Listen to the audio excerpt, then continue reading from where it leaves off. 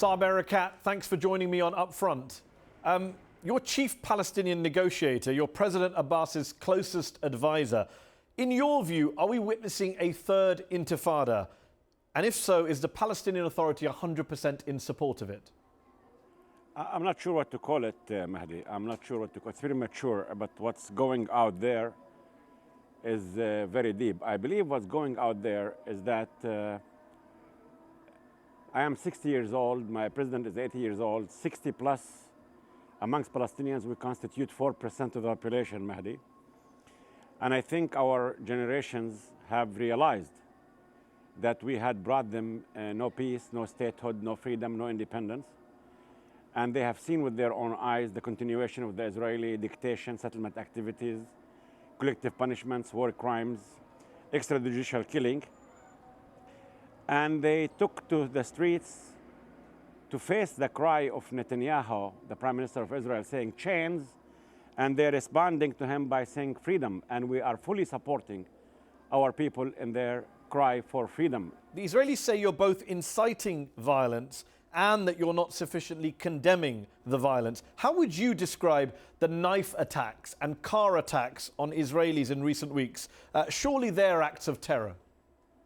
Well, Mahdi, the point is here is how many Palestinians were killed in the last 15 days, if I recall, 55 Palestinians. And that's wrong, but I'm asking you about the Israeli deaths that are being blamed on you. I'm asking you, do you condemn those as acts of terrorism? No, look, Mahdi, we don't condone the killing of people who want to make peace, we want to save lives of Israelis and Palestinians. That is the truth. The question that people should ask, not the insufficient questions. What do you do? What do you think of this? What do you do as scoring points against us? The point is, what lead Palestinians to do what they're doing? It's one factor. When Netanyahu manages to take the hope out of their minds, when he, for God's sakes, yesterday absolved Hitler, Adolf Hitler, acquit him, makes him innocent. I'm going to come and blame it on the Palestinians. Outrageous. All right? We both agree that's outrageous. And that's the question that we put to the whole world. Okay. What kind of prime minister in Israel do we have? We both agree on the prime minister of Israel. Our people. Hold on. What kind of extrajudicial? Hold on, it's an interview, not a speech, Saeb. 1 second. I want to ask you a question. President Abbas said in his speech in September that the Al-Aqsa Mosque is ours and they have no right to defile it with their filthy feet. Who is he referring to there? Do Jews have filthy feet? That's a pretty offensive comment, is it not? No, sir. No, Mahdi. Judaism is not a threat to us. Judaism is one of God's great religions, like Christianity and Islam. What the president was referring to is the pictures of the Israeli soldiers with their boots on the top of the holiest of holy in Al-Aqsa Mosque. I'm sure you've seen these pictures. Okay, Israeli forces have been rampaging through the West Bank in recent weeks, more than 50 Palestinians killed, hundreds arrested. Why is the Palestinian leadership then, if you're so outraged by this Israeli behavior, why are you not doing more to protect your own people from the occupiers? You have security forces, you have men with guns. A lot of Palestinians are saying that our government, our leadership is not protecting us from the Israelis. What do you say to them? What I said to that is that we are a people with no army, with no navy, with no air force, with no tanks. Yes, we have a small police force with guns, all right? And if we use a bullet against the Israelis, they'll use a tank. If we use a tank, they use a chopper. If we have a chopper, they use an F-16. We are a people under occupation. We are civilians. We are defending ourselves with our naked bodies.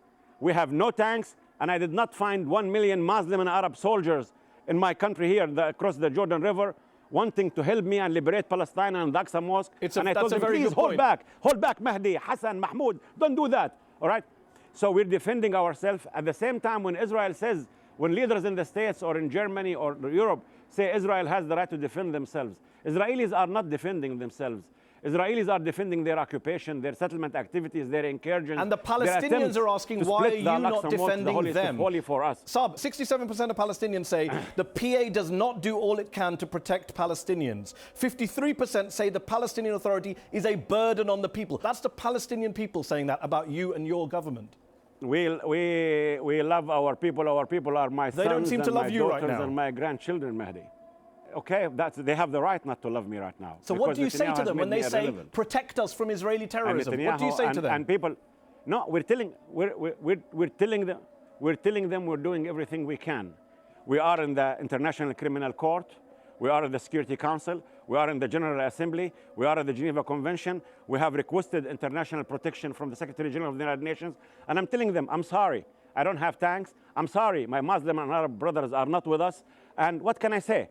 These are my children. These are my grandchildren who are dying in the streets, who are being jailed, who are being tortured, who are being killed in execution in the streets in daylight, in front of everyone. You and President Abbas are going to see US Secretary of State John Kerry at the weekend in Amman, Jordan, to discuss how to end this violence. When I interviewed you last year, you were telling me John Kerry was an honest broker. You were hoping he'd secure a peace deal. More than 18 months on, hundreds of Palestinian deaths later, a Gaza war in between, after another failed set of US-led negotiations. Do you still believe John Kerry is an honest broker and can offer you anything tangible?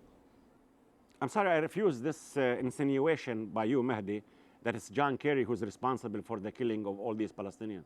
Well, who arms Israel? John Kerry who is funds Israel? Who protects Israel in international forums? Wait a minute. John Kerry tried his best to achieve a two-state solution.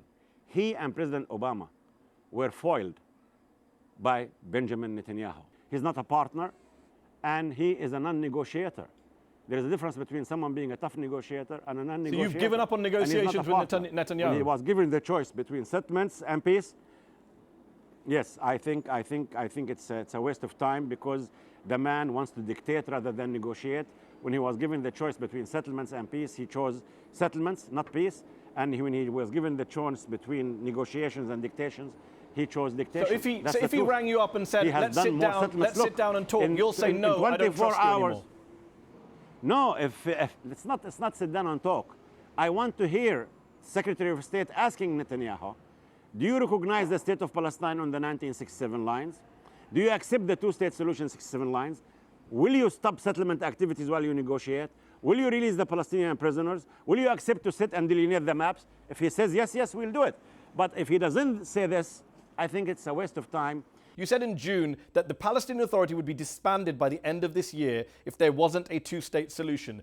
Are you ever going to follow through on any of these threats or ultimatums? I mean, isn't it now the time to end this charade of a pretend Palestinian government in charge of a pretend Palestinian state which gives cover to an Israeli occupation?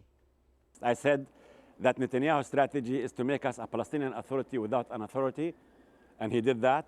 He wants a cost-free occupation, and he wants to keep Gaza off the limits of the West Bank, and he's succeeding because he doesn't seek a two-state solution. He seeks one state, two systems, apartheid.